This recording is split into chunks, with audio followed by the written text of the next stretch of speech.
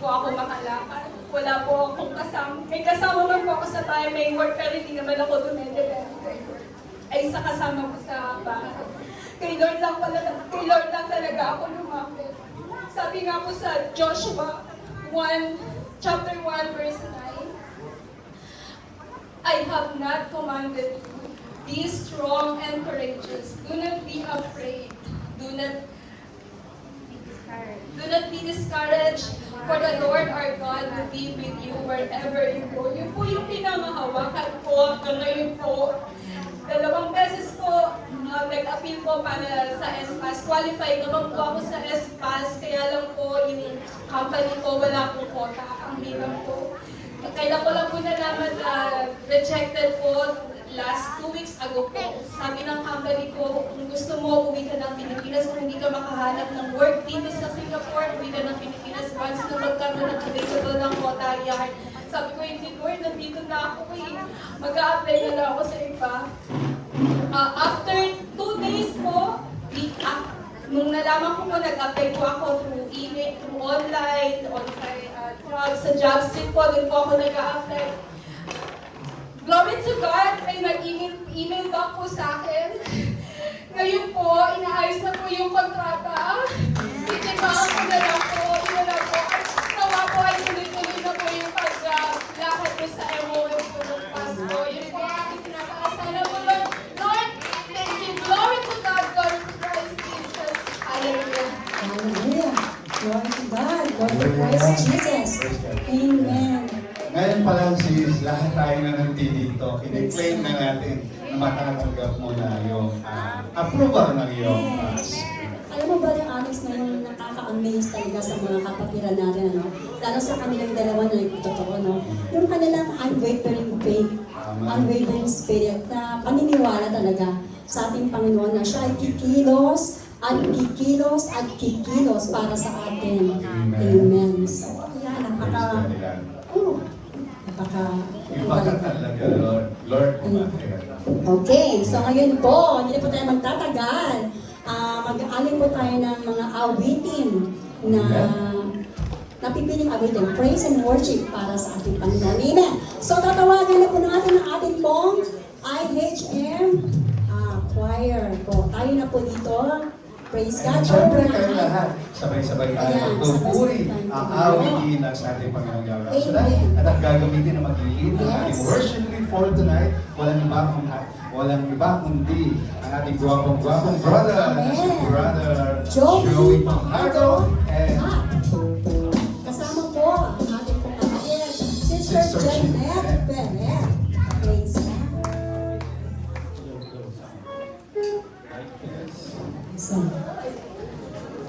Palakpakan naman po natin ang ating Panginoon. Yung malakas naman, yung may lakas na nanggagaling sa ating Panginoon. Brother Joey. Hello? Hello? Praise God. Amen. Hello, malakas po ba ako? Sound. Ayun. Mas malakas to, mas maingay to.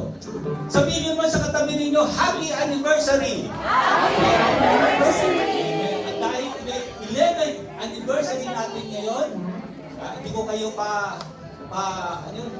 patatalunin ng 11 beses. Pero ibang klaseng 11th anniversary ang gagawin natin ngayon. Dahil 11, ilabas niyo yung isa at ilabas niyo yung isa. 11. Tama? Mamaya, isasayaw natin ito ng may kagalakan. Amen? Hindi lang may sayaw, hindi lang may galak, aawit pa tayo sa ating Yahweh El Shaddai. Hiling ko ang inyong tinig. Hallelujah!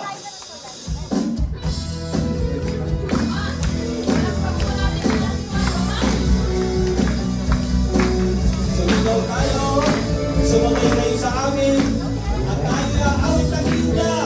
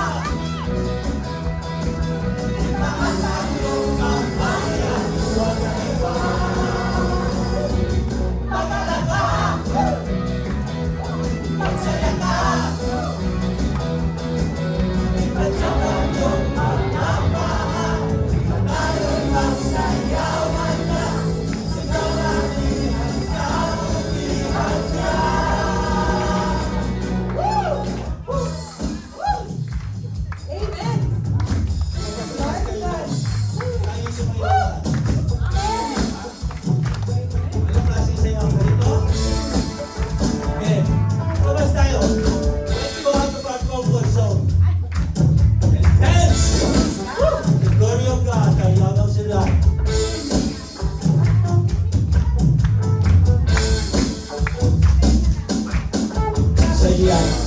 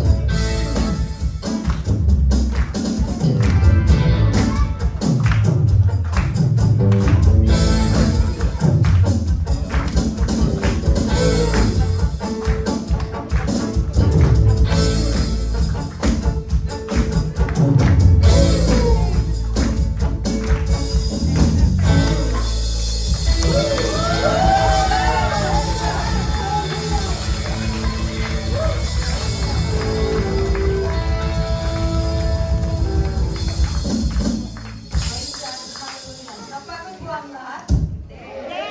Praise God. Wala pong napapagod sa pagpupuri sa ating Panginoon. Amen. Praise God. Hallelujah. Amen. Patuloy po tayong manumbahan sa ating Panginoon. Hallelujah.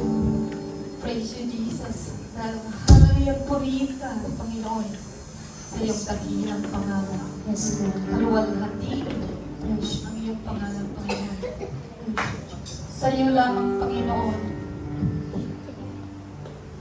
ang lahat, ang kapurihan, karangalan, kadakilaan, magpakailanman sa aming Panginoon. Hallelujah. Praise you, Jesus. Ikaw ang naghahari sa aming buhay, Panginoon. Hallelujah. Hallelujah. Purihin ka, Panginoon.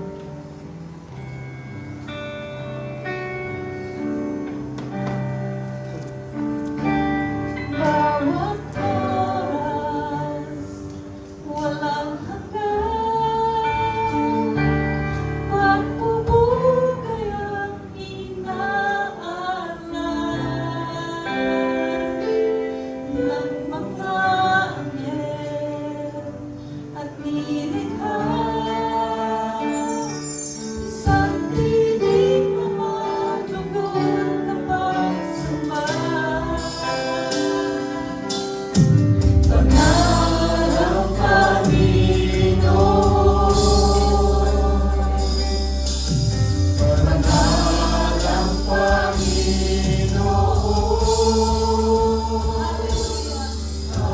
Hallelujah, purihin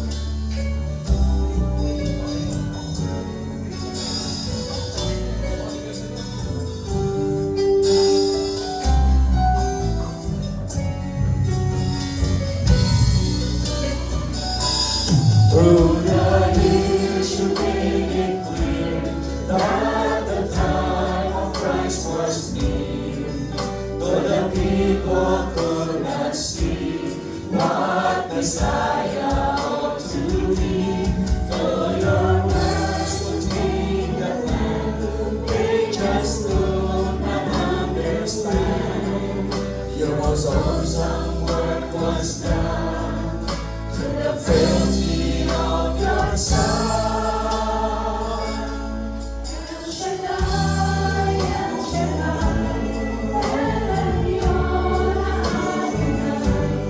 age to age, you're still the same. By the power of the name, El Shaddai, El Shaddai, Elkamana Adonai. I will praise you till I die. El Shaddai, El Shaddai, El Shaddai, El Elyon Adonai. Age to age, you're still the same. By the power of the name, El Shaddai, El Shaddai, Elkamana Adonai. I will praise you till I die. El Shaddai. Hallelujah. Hallelujah, hallelujah. Purihin ka, O Diyos. Hallelujah. Amen. I will praise you till I die. El Shaddai. Sa ngalan ng Ama, ng Anak, ng Espiritu Santo. Amen. Banal na Diyos, aming Ama na pinakamakapangyarihan sa lahat. Ikaw ang aming dakilang El Shaddai, Diyos ng aming buhay. Ang Diyos ng lahat ng may mga hininga. At maraming salamat pagkat sa magitan po ng iyong anak na si Jesus, kami ay naligtas. Kami, Panginoon, ay narito ngayon upang ibalik ang lahat ng kapurihan sa iyong kamangamangahang ginagawa sa buhay namin. Yes. Forgiving your one and only Son, Jesus, our Savior. For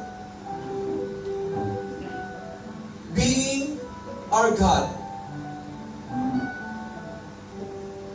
Tapat, hindi nagbabago. Diyos na patuloy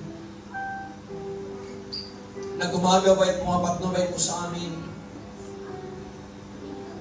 Nagsasabing, manalig kami at magtiwala kami at nang di kami mapahamak. Salamat pagkat ang sandaling ito ay muli iyo pong ginamit ng pagkakataon upang turuan kami kung paano ang bawat isa ay magkaroon ng tunay na pananampalataya. For without faith, Lord, we cannot please you. Kung paano ka maluwalhati at madakila through our faith. Kaya maraming salamat. Yes. Holy Spirit, speak to us your words and dwell among your people. Dwell in this place. Yes. In Jesus' name we pray. In the name of the Father, and of the Son, and of the Holy Spirit. Amen. Purihin natin ang Panginoon.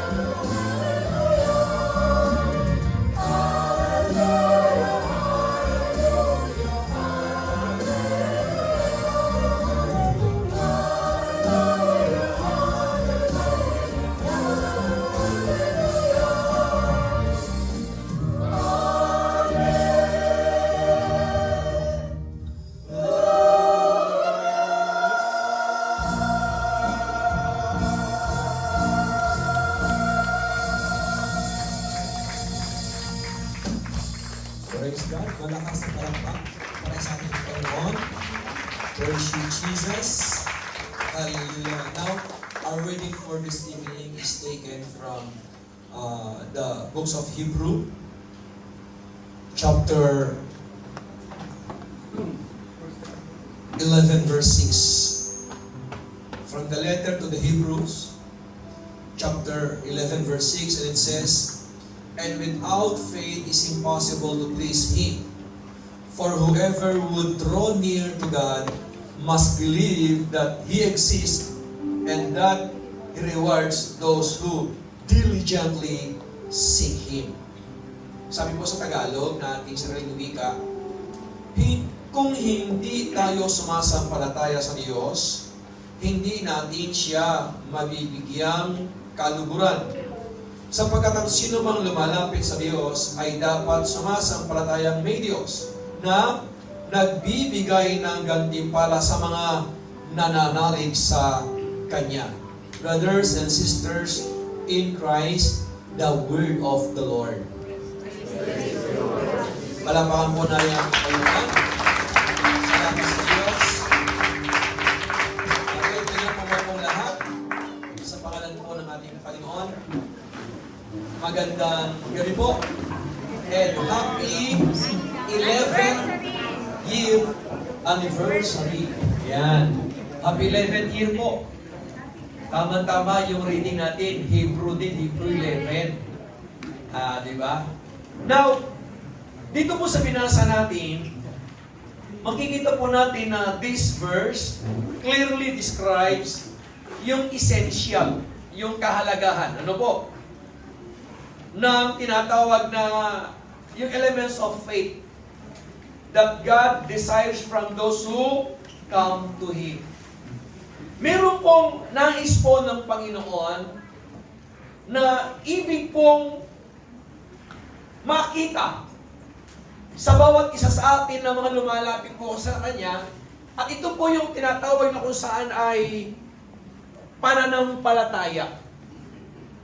faith actually is an essential to everyone. Faith is essential. Kasi ang sabi ng Biblia, without faith, we cannot please God. Hindi natin siya mabigyan kaluguran kung tayo po'y walang pananampalataya. So therefore, ang faith is napaka-halaga. Napaka-essential ito. Katulad po ng parabagang pagkain sa tao. Napaka-essential. Sa Pilipinas po, alam naman natin, especially nung panahon po ng pandemic, talagang na-highlights po yung salitang essential. Di ba? Kasi mayroon pong food delivery na nag-deliver po ng lugaw. Hinarang. At ang lugaw daw ay hindi essential. Ano mang mga pagkain, lalo sa physical, ano po, mga tubig, mga essential. Amen? Gamot essential. So, maraming bagay na yung tinatawag na basic needs ng tao na essential. But, ang pinaka-essential sa lahat na alam natin na ito ay magdudulot ng tunay na kalapitan natin sa Diyos. Magdudulot ng hindi basta na tinatawag na kung saan ordinaryong ugnayan o relasyon sa kanino, kundi sa Diyos. Amen? Essential ito dahil ito ang the way, the truth, and the life. Yung pananampalataya natin ang nag-uugnay sa atin sa Diyos. Kaya ang sabi, kung walang pananampalataya, di ba? We cannot please our God. And which is, walang higit na kailangan ng tao sa kanyang buhay, kundi ang Diyos. Even though you have everything in life, financial, material, sabihin na natin, ikaw na yung pinakamaganda o pinakagwapo sa lahat. Pero tandaan po natin, walang higit na kailangan ho ng tao sa buhay niya, kundi ang Diyos. Amen? Kaya ito ngayon yung ulitin ko po, yung pananampalatayang rini-require ng Panginoon sa tao. Ano ito? Maliwanag po na dito mismo sa binasa natin, nandito yung mga requirements ng Panginoon. Kung paano natin siya ma-please. Within the context of our readings. Nandyan mismo sa binasa natin, kung paano natin mabigyan ng kaluguran ang Diyos sa buhay natin. Amen po, kaya ang ating pag-uusapan ay ang pananampalatayang kailangan ng Diyos.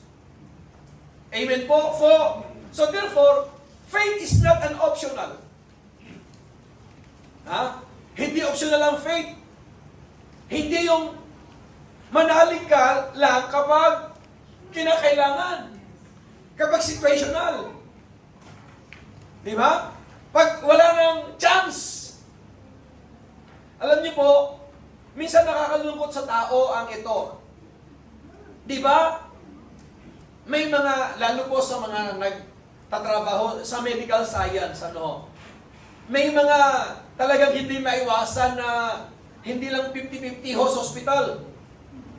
99-1, 99 yung talagang dying. 1% yung buhay na lang. Kaya hindi 50-50, 99-1. Now, sa ganong senaryo po o sa kasong ganon, minsan alam ng doktor yung hangganan niya.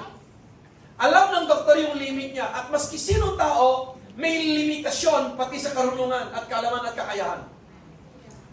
Amen po ba? Now, ang nakakalungkot sa tao ang ganito. Pag sinabi na ng doktor na wala na silang magagawa at ipasa Diyos na lang, bakit kayang tao ay nag-iiyak? Kasi, Hello? Bakit kapag sinabi ng doktor na wala na silang magagawa at ipasa Diyos na lang, bakit mas lalong nag-iyak ang tao? Ano ang gusto nilang sabihin sa ganun pong kung saan pag-iyak? Ano yung gusto nilang itry na sabihin? As if parang biglang sinabi na nila na wala ng pag-asa. Right? Pag sinabi kasi ng attendant physician na wala ng pag-asa at ipasa Diyos na lang, higit na matuwa ka dahil alam nitong doktor na ito na yung kakayahan nila ay may limitasyon. Subalit, higit may magagawa ang Panginoon. Amen? Kaya nakakalungkot pag sinabing ipasa Diyos na lang, nag-iyak. Sabay sabihin, wala na. See? Where is the word faith? Sa ganong senaryo, kapag sinabi ho ng attendant physician, yung attendant physician, na ipasa Diyos mo na lang, then, be thankful. Why? Higit may magagawa ang Diyos. Walang imposible sa Diyos. Amen po ba? Kasi, again, alam po ng doktor may hangganan siya Subalit ang Diyos, mapangyayari ang lahat ng bagay. Kayang buhayin ng Panginoon yung 1% na yon sa 99 na walang, sa 1% na wala hopeless na yung patient, kayang-kaya kung saan buhayin ng Diyos po yun. Yun yung patay na binubuhay po ng Lord So, therefore, faith matters. Amen? Amen? So, dito ngayon is meron pong requirement ang Lord kung paano natin siya mabigyan ng kaluguran. At nandyan mismo, sa binasa natin, kaya nga po dito, faith is not an optional in our relationship with God. At itinuturo po dito kung gaano ka-essential ang pananampalataya kasi nga po sabi niya, without faith, we cannot please Him. So, ang gusto po ng Lord sa atin is yung genuine faith.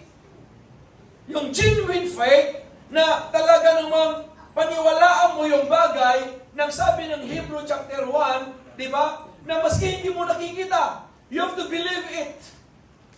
Bakit? Kasi yan po ang itinuturo ng salitang pananampalataya sa Hebrew 1 o sa Hebrew 11 verse 1. Ang sabi ng Hebrew 11:1 is ganito. Ang pananampalataya ay pagtitiwala na mangyayari ang ating mga inaasahan at katiyakan tungkol sa mga bagay na hindi nakikita. Maski wala pa dyan. Hindi nakikita ng naked eye. But you do believe na may magagawa ang Diyos. Hindi mo pa hawak. Subalit pininiwalaan mo, andyan na. Di ba? Naniniwala ka na doon sa trabahong hinahangad mo, andyan na. Huwag kang magduda. That's faith. I-exercise mo yung faith mo na nandyan kumikilos ang Diyos sa nais mo sa buhay. Maski hindi mo ba nakikita. Di ba? You're praying for promotion. Andyan na. You're praying for the increasement of your salary. Nandyan na. Why? Yun ang gustong makita ng Diyos sa iyo. To exercise your faith.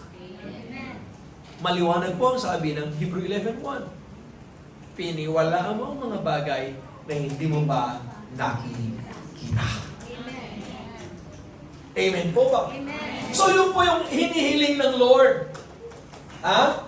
So therefore, brothers and sisters in Christ is ito. Hanggang oras pa tayo rito? Ano po? Ha? Now, God requires, therefore, faith that believes. Ang Lord po ay nagre-require siya ng pananampalataya kung saan andun yung paniniwala. Why? Ang sabi, whoever would draw near to God must believe that He exists. Amen? So, faith begins by believing that God is real. Totoo ang Diyos, buhay ang Diyos, kumikilos ang Diyos, makapangyarihan ang Diyos, walang imposible sa Diyos, may magagawa niyo. Amen po ba? Pagdating sa salitang pananampalataya, ibigay mo yung sinasabing full trust sa Panginoon. Believing na talaga namang nag-exist siya at mapangyayari niya ang lahat ng bagay. We believe in God's character na ano? Again, totoo siya sa kanyang mga pangako, sa kanyang mga promises. Na makapangyarihan siya at magagawa niya ang lahat ng bagay. So we cannot truly draw near to God without trusting who He is in our lives. So therefore, brothers and sisters in Christ, kinakailangan i-build po natin sa ating mga buhay na ang Diyos na ito ay tunay na mapangyayari ang lahat ng bagay. Kailangan buo yan sa ating pagkatao. If you do believe that He is your God, nag-exist siya, makapangyarihan siya, nandyan siya, then kailangan buo sa sarili mo, buo ang paniniwala mo na itong Diyos na ito ay tunay na buhay. Nag-exist siya. At dahil nandun yung existence niya sa iyo, ibig sabihin nun, may magagawa siya para sa iyo. Diba? Anong sabi ng kanta? Alam kong may magagawa ang Diyos. Kung ako'y maging tapat at sa Kanya'y susunod o maglilingkod, alam kong may magagawa ang Diyos. Why? Napakaklaro po ang mismo po ng salita ng Diyos na sinasabi niya, sa Diyos walang imposible. Bakit ho ba pumunta tayo rito? Dahil ba sa 11th year anniversary ng ISM? That's maybe one of the factor siya. Ba't nandito? O sige, sa mga regular na mga attendees and workers po dito sa IHM, bakit every second and fourth Friday of every month nandito tayo? Dahil ba sa may kinagampanan ka? Hindi dahil ba sa may katungkulan ka? Dahil ba sa kinasanayan mo na nandito ka? Dahil ba sa practice na nandito ka? Hindi dapat. Kundi nandyan ka dahil may Diyos na nag-exist na kung saan nagbigay ng iyong hininga. Amen? So yung very purpose po ng ating pagpunta ho sa gawain, dapat klaro po yun. Hindi dahil sa ulitin ko practice, kinasanayan.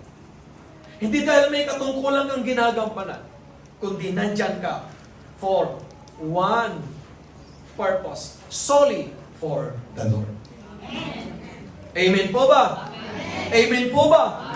Yes. So therefore, brothers and sisters in Christ, again ang Lord, yung isa sa kanyang requirement po sa atin pong paglapit sa Kanya ay walang iba kundi ang salitang believing. Yung paniniwala. Yung pagtitiwala. Yung trust na alam mo na itong Diyos na ito sa buhay mo ay marapat lang na kung saan sambahin. Kaya ka lumalapit ay upang sumamba sa Kanya. Kaya ka dumadalo upang magpuri sa Kanya. Upang ibig mong malaman at mabatid ang Kanyang kalooban. Kaya di ba sabi niya, without faith, we cannot please God. So if out of practice, if out of service lang naman, ang pagpunta ho, medyo question mark yan. Pero kung yung paglapit natin sa Panginoon, kaya tayo nandito o nandyan, sa bawat gawain niya ay dahil naniniwala tayo sa Kanya, factor yan sa Diyos. Big factor yan. Bakit? Hindi natin siya napiplease kung walang pananampalataya. Hindi natin siya napiplease kung di ka nananalig at naniniwala. Amen? Amen? Amen? So nalulugod po siya kapag tayo po ay may paniniwala na siya ang Diyos ng ating buhay. So kailangan dun po ay buo po sa sarili po natin yun. Amen po? Now, ang isa pa, kasi una, sabi po natin kanina, yung pong ang pananampalatayang kailangan ng Diyos, yung kanyang unang requirements po, is God requires faith that believes. Pangalawa, yung kanyang requirements po, God requires faith that draws near. Yung kung saan, yung requirement ng Lord sa atin po, sa ating pananampalataya, ay sa ating paglapit. Bakit? Anong sabi niya dito sa binasa natin? Anong sabi niya? Tignan niyo And without faith, it is impossible to please Him. For whoever would draw near to God. Okay? So dito sa pangalawa natin is nagre-require po siya ng ating paglapit sa Kanya. Faith brings us into God's presence. Paglapit. Kaya sabi natin kanina na hindi ka basta pupunta o dumadalo sa gawain ng Diyos na nandiyan ka kung walang pananampalataya. Ano ba ang nagtumulak sa iyo at nandito ka? Di ba? Ano yun? Yung bang makikiselebrate sa 11th year?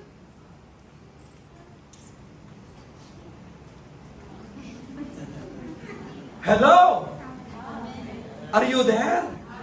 Are you with me, guys? Di ba? Yung purpose of coming. Yung pag-draw near. Yung paglapit. Dahil ba sa anniversary? And of course, again, maaari ginamit ng Lord ito ng pagkakataon. Pero isa lang ang natitiyak ko. Nandito tayo dahil mismo para sa Diyos. Amen. Again hindi natin, kumbaga, sineset aside yung activity ngayon. Part yun. Factor siya. Pero hindi po mainam na kaya ka nandoon dahil sa ano? Ay, punta nga ako doon sa anniversary nila. Pwede tayo sa salita. Parang ganito po yun eh. It was early 90s. Ano po? Doon sa may napuntahan akong isang gawain. Huwag na pong sabihin kung saan lugar. Pero tinitiyak ko, hindi po dito sa Singapore po yun. Ano po? May napuntahan po ako na, usually naman, to God be the highest glory, pag pumupunta ako sa isang gawain po ng Panginoon, ay nandun na po ako sa ahead. Minsan 2 hours before the gawain. Minsan nga dyan, ang aga-aga ko sa gawain, alam niyo po, parang naging kasalanan ko pa yung maaga ako. Bakit? Kasi wala pa yung mga worker. Alam mo, sinabihan nila ako ng ganito. Bakit Brad kasi ang aga-aga mo? Imbes na maging thankful o grateful. Di ba? Kasi kapag hindi naman dumarating yung preacher, malilate na. Yung coordinator, gabutin naman yung pawis. Bakit? Sila kasi yung Ha? Sila yung talagang magbibigay ng message Magpapabahagi At ganun, ang aga-aga ko. Tapos pagdating ko ng mga worker, alam mo, sabi sa akin, Brad, ba't naman kasi ang aga-aga mo? Sabi ko, ganun ko ba? Sorry naman po, kasalanan ko yung naging maaga ako. Ganun, di ba? Hindi, totoo yun. Eh di ganun. Now, binuntahan kong isang PFCC, ang aga ko. Now, doon po sa may basketball court yung gawain, mga early 90s, alam nyo, malimit kung saan ang gawain. Sa covered court, mga ganon, di ba? Sa mga, kung saan yung may basketball court or mga anuman. Ganun mga dati una, mga chapel. Ngayon, sa aga ko po doon, meron pong isang, kung siguro itong lalaki ay parang nasa stage of courtship siya sa isang babae. So, nakasandal siya sa tricycle. Nung mga unang panahon po, sa aga po, alam niyo po ng gawain, napakaganda po yung ginagawa ng mga unang manggagawa ng unang panahon na nagpapatugtog po lagi ng mga worship song and joyful song. Di ba? Dati po yung joyful song ay, kumbaga, lula lula lay, la lula lula lay, la la lula lula lula lula lay. Di ba? Walk, walk, walk, walk in the light. Walk, walk, walk, walk in. Yun yung mga una That was early 90s, ha? Late 80s and early 90s. Ngayon na lang po yung mga Darling Sheik. Di ba? Ngayon na lang po yung mga ano na yan di ba? Ha? Mga Hillsong. Ngayon na lang yung I love you. Mga ganun, di ba? Pero tayo po ay sanay sa ano? Lalo lalalay, lalo lalo lalay, lalo lalo. Tapos ito pa, ang mga ibon na lumilipad. Alam niyo po, yung ibon na yun hanggang ngayon di pa rin dumadapo sa iba. Ang lumilipad pa rin. Totoo yun. Pero alam niyo, nakakalungkot sa karamihan, yung ibon na lumilipad, alam niyo po, hindi, kumbaga agila sa kanila, kwek-kwek na lang. Ang mga ibon. Kwek-kwek, pag na-prito lang kwek-kwek, di ba? Na lumilipad. No? Now, ano yung point ko?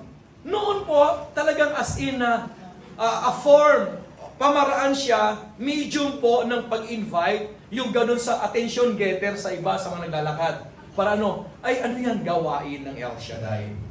Ngayon, itong dinig na dinig ko po, nasa tindahan ako, nasa tricycle, kasi nga, tindahan, alam niyo naman, mga ganun po yun, mga court, di ba? Kung saan yung mga court, nandun yung mga nagtitinda, mga ganun. Dinig ko, sabi ng lalaki na ganito, ay, dadalo nga ako mamaya dyan si El Shaddai na yan. At alam niyo yung karugtong? Kasi wala akong magawa sa bahay namin. Yes. Klaro po sa pandinig ko yun. Sabi niya, wala akong magawa sa bahay namin. Isip-isip ko, nagpasikat pa siya doon sa babae, yung pa yung pamaraan ng pagpapasikat niya. Di ba? Kasi wala akong magawa. Alam ko naman po, kaya kayo nandito. Kasi una, hindi dahil sa wala kayong magawa kundi dahil sa pananampalataya. Amen. Yun yung isa sa requirement sa paglapit The word faith. Kaya nandito tayo dahil sa pananampalataya. Na, andun yung pananalig natin sa buhay na Diyos. Makapangyarihan siya. Na naniniwala tayo na talaga namang ang Diyos na ito nating linalapitan ay mapangyayari ang lahat ng bagay. Why? We cannot truly draw near to God without trusting who He is. Amen? Amen? So, sa paglapit natin sa Kanya, ibig sabihin nun, nandun yung tinatawag na genuine faith. Ano po? So, yung genuine faith na yan, ay andun yung desire natin na tayo po ay makipag-fellowship. Yan. So yung fellowship natin po sa Lord ngayon ay pagpapatunay na meron tayong tinatawag na genuine. Hello? Totoo! Totoo ba pananampalataya natin? Amen. Oh, saliksik ng Diyos yung puso natin. Amen? I do believe to that. So yun po yun, na faith, genuine faith, produces a desire for fellowship with God. Nandiyan ka lagi na talaga na ibig mong laging makipag-fellowship kay God. Ano po itong mga fellowship na ginagawa natin kay God? Nananalangin ba tayo tuwing umaga? Amen? Hello? Sino po yung nanalangin dito na nakasubo na sa panalangin? Di ba? Minsan lang di ba? Sa pagmamadali. Tapos minsan gina-justify na ganito. Kumain na lahat. Uy, di ba nag-pray? Yung nagluluto niya, pinag-pray na yan bago tayo nating kainin. Mga ganun, di ba? Ito, gusto ko ulitin. Lalo kapag sa labas kayo kumain o maski sa loob ng bahay, maski saan, bago nyo kainin ng isang pagkain, we have to pray. You have to pray for it. Why? Ulitin ko hindi mo kilala kung sino nagluto. Ito lang. Kanina pagpunta ko po rito, bakit naman ipinakita ng Lord sa akin na di ko alam yung isang basta isang sabi ko ng tao na lang, di ko sabi ko anong lahi siya. Alam nyo, pagtalikod po ng tao, pinagduduruan niya yung tao. Pinagduduruan talaga niya. Ito yung katabi ko, oh, what's that? Sabi pa niya, pinagduduruan niya. Ano yung gusto kong sabihin? Hindi mo alam kasi yung intention ng iba, lalo sa pagkain mo. Hindi mo alam kung ano nilalagay nila dyan. Kaya pag-pray mo. Bakit? Na yung kung saan bakterya ng saliva ay nagiging pagpapala sa'yo. Pwede yun. Tandaan nyo yan. Amen po ba? Amen po ba? Huwag kayo ma-discourage pag nagtapaw kayo, Lalo pag alam nyo kung sino nagluto naman. Yung gusto kong sabihin ganito. Sa atin po, na lumalapit sa Panginoon, naniniwala ho tayo na sa ating buhay pananampalataya, kinakailangan yung sinasabing totoo sa paglapit. Kinakailangan po yung tinatawag na kumbaga is nandoon yung sinasabi na talaga namang kaya ka nandyan kasi totoo yung puso mo, yung pagpag-fellowship mo. Kaya sabi natin kanina, sino po ba sa inyo? Kasi yung fellowship na yan, ang nagpe-pray. Nasa ka ba nag-pray kapag nakadaming subo ka na? Kundi pa napaso yung dila mo, di ba? Hello, kung di ka pa nabulunan, di mo pinag-pray yung tubig, di ba? So yun yung una, pray through prayer. Yung pakipag-fellowship natin sa Lord na sinasabi natin, kaya tayo lumalapit sa Kanya through prayer. Pangalawa, listening to His Word. To listen. Amen? Importante ang pakikinig. Importante yung pagbabasa ng Kanyang salita. So doon natin nasasabi na andun yung fellowship natin sa Lord. Sa mga ganun na pananalangin, sa pagdalo-dalo sa gawain, dahil maliwanag na sabi ng Biblia, di ba, sa Hebrew din, diba, na huwag kaligtaan dumalo sa pagtitipon. Amen po? So yun po yun mga kapatid sa pananampalataya. And faith does not run away from God during difficult circumstances. Amen? So kapag mayroon pong mga tinatawag na difficult circumstances, pag mayroon kang tinatawag na kung saan pagsubok sa buhay, huwag mong takbuhan. Higit kang lumapit sa Diyos. Higit mong itulong lahat sa Diyos ang anumang pagsubok mo sa buhay. Why? Our God is the only solution giver. No more, no less. Gumagawa tayo sa pamaraan natin, malimit din ho tayo. Di ba? Yung gusto natin, diskarte natin, pamaraan natin, bigo tayo. But ang sabi ng Biblia, cast your burden unto Jesus. Amen ba ba? Cast your burden. Yung problema mo, ibigay mo sa Panginoon. Pagsubok mo, ibigay mo sa Panginoon. Amen. Gumugulo sa isipan mo, ibigay mo sa Diyos. Yung future mo, ibigay mo sa Diyos.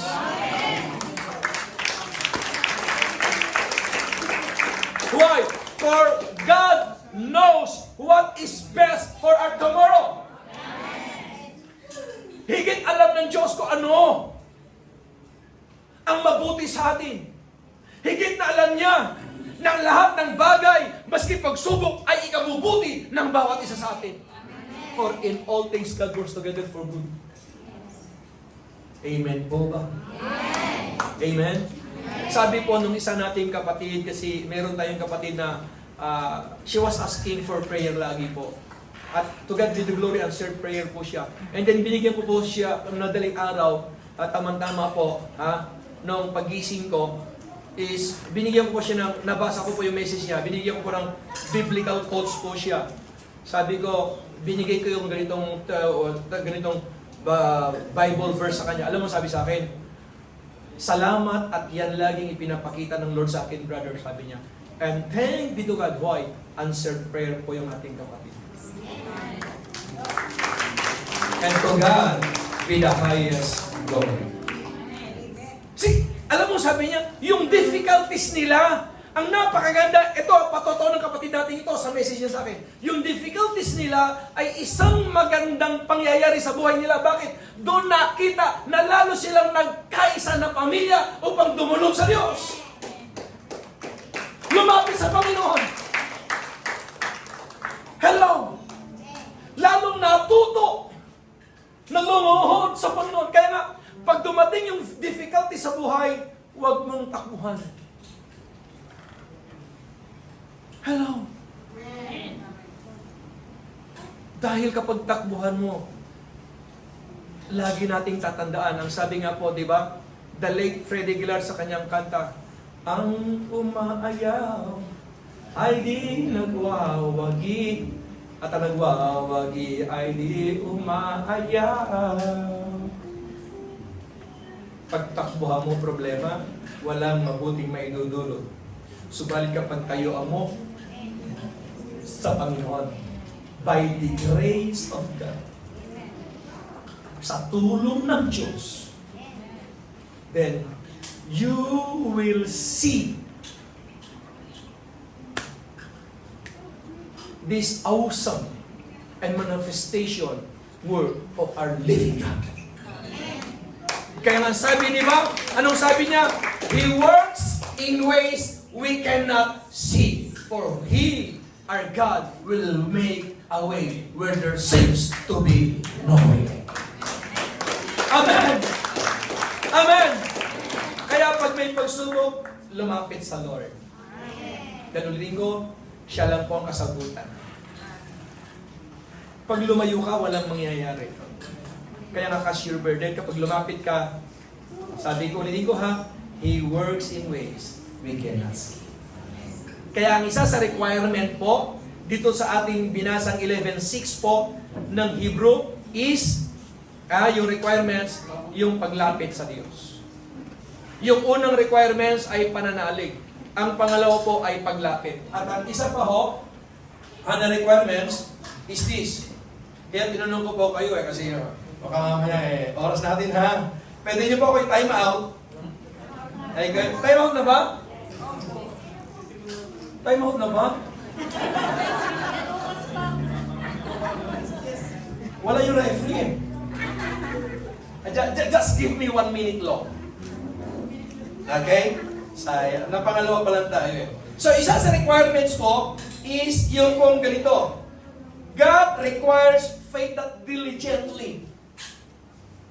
Bakit? Maliwanag po ang sabi niya sa binasa natin. Bakit diligently? Sabi niya is this. Whoever would draw near to God must believe that He exists and that He rewards those who diligently maging masipag na nahanapin ang kanyang katuwiran. Amen po ba? Amen po ba? Faith seeks God sincerely and continually.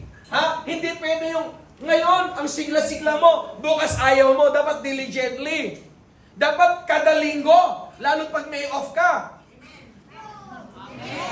Maski Friday, pag may off ka. Diba?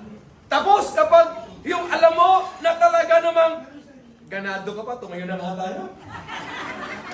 Sige. Mahirap na. Baka mamaya eh. Ha? Hallelujah. Hallelujah. Ha? Diligently, meaning brothers and sisters in Christ, continually. Huwag ho nating hayaan na magkaroon po tayo ng, alam niyo po ibig sabihin ng seamless. Di ba? Yung seamless, yung walang patlang, walang tahi. Sa damit po, may seamless yan, yung mga damit tuloy-tuloy eh. Yan yun. Continuous, ganon. Seamless. Dapat ganun po yung pananampalataya din natin, seamless. Walang patlang. Continuous. So sa buhay natin, kapatid, gusto kong sabihin sa atin lahat, kung meron man tayong hangarin sa butuina, yan po ay ang paglakad sa ating pananampalataya. Walk with faith in your heart. Hallelujah.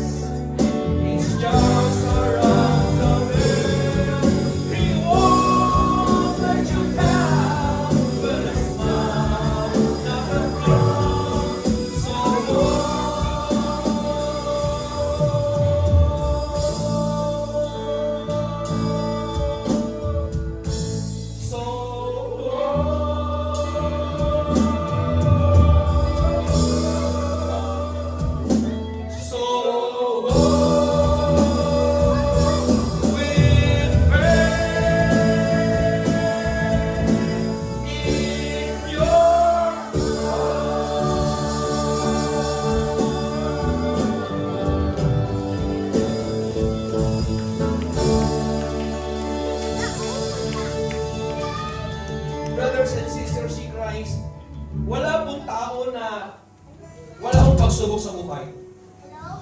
Lahat tayo ay may pagsubok. Pero alam niyo po ang sabi ng kanta, napakaganda. Whenever you have trouble, ano po ang sabi niya? just reach out for His hand. Why?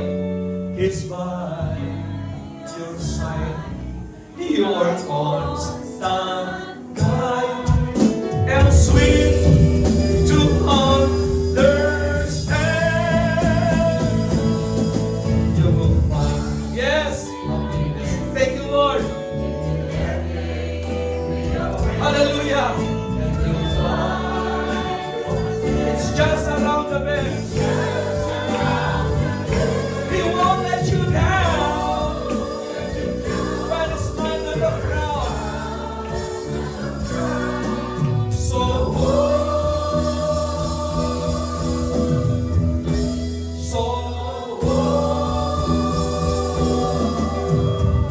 brothers and sisters in Christ, again, kung napaka-essential yung tinatawag na basic needs po ng tao, higit na pinaka-essential ang salita ng Diyos. Higit na essential ang pananampalataya. Kaya nga pong sabi niya, so walk with faith in your heart. Father, we come to you on behalf of your people. Touch everyone. And Lord, revive our faith. Revitalize, Lord, our faith. Muling gisingin mo, Panginoon, ang aming pananampalataya at hindi, Lord, nadadala, Panginoon, ng anumang mga pagsubok sa buhay. Kundi lumakad kami, Lord, sa pananampalataya na yun po ay naaayon sa iyo, Panginoon. Na kami, Lord God, yung requirements, Lord, para ma-please ka is, Lord, yung kami manalig, yung kami lumapit, at kami, Panginoon, ay nandun yung diligent, Lord, magpakasipag. Na hindi kami, Lord, magkaroon, Panginoon, ng katamaran sa pananampalataya. Pamawalan ng pag-asa, lalo't pag may pagsubok o problema, Lord, sa iyo kami higit magtiwala at manalig dahil alam namin may magagawa ka. Salamat po, Panginoon, and I pray, Father God, continue bless your people. Touch everyone, Lord God. And again, whatever we ask for, Lord, in prayer, by faith, Lord, alam namin, naniniwala kami, nandyan natin ang gawin namin. Hindi pa man namin nakikita, Lord, pininiwala namin, something good is going to happen. Lord, nandyan na, Lord God, answer prayer ng bawat isa. Kaya naman, Lord, sa mga tinatas nila ng prayer request, aking dalangin, Ama, sa pangalan po ng si Jesus, na ipong pagpalain ang bawat mga petitions mo namin. Salamat dahil, Lord, patuloy mo na ninanais na panghawakan namin, Panginoon, ang pangako ng iyong salita by faith, Lord God. Salamat dahil tunay po na ikaw ang Diyos na nagsabi na kapag kami manalig at magtiwala sa iyo, Panginoon, hindi kami mabibigo, Panginoon. So, Lord, patuloy pa na pasilahin ang bawat pananampalataya namin, Lord God. Palakasin kami at patatagin, Ama.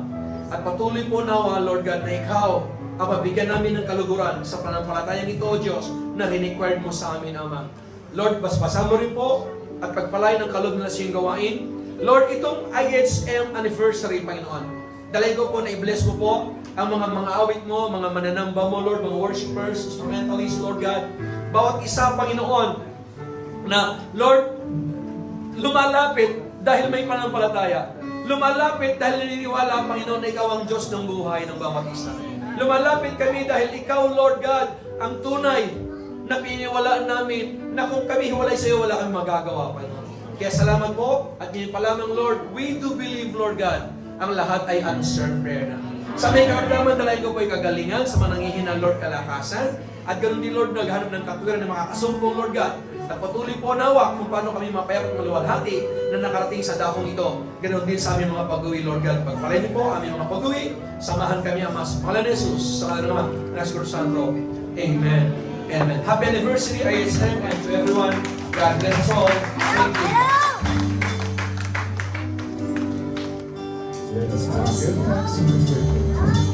Hello? Oh. 姐姐，姐，有人问我姐。